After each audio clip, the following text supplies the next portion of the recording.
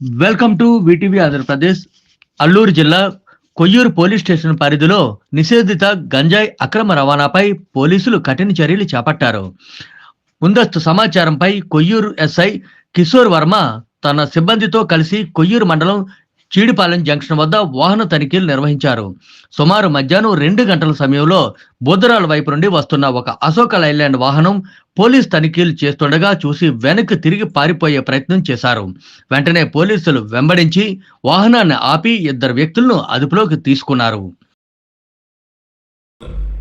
Koyyuru SI గారికి రాబడిన సమాచారం మేరకు కిషోర్ వర్మ ఎస్ఐ గారికి రాబడిన సమాచారం మేరకు తన సిబ్బందితో కలిసి గంజాయి అక్రమంగా రవాణా జరుగుతుందని తెలిసి చీడిపాలెం జంక్షన్ వద్దకు వెళ్ళి వాహన తనిఖీలు చేస్తుండగా సుమారు మధ్యాహ్నం 2 గంటల ప్రాంతంలో బోధరాల వైపు నుండి వస్తున్నటువంటి అశోక లేలాండ్ వెహికల్ ఆపి చూడగా అక్కడ అందులో ఉన్నటువంటి వాహన డ్రైవర్ మరి ఇంకో వ్యక్తి ఇద్దరు కూడా పారిపోవడానికి ప్రయత్నం చేశారు.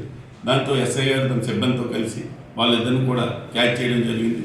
వాళ్ళిద్దరిని వేరు చేసి విచారణ చేయగా అందులో ఒకరి పేరు వంతల ప్రసాద్, ఒరిస్సా రాష్ట్రం, అలాగే ఇంకొకరు శంకర్, చెన్నై చెందినటువంటి ఆయన, తమిళనాడుకి చెందిన వ్యక్తి.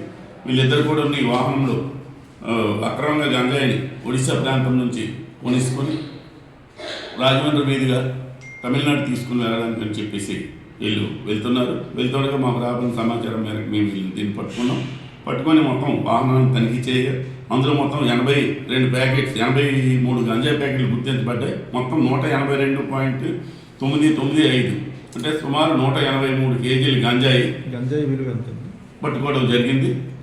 గంజాయి విలువ సుమారు ₹1 వాల్యూ ఉంటుంది. ఇది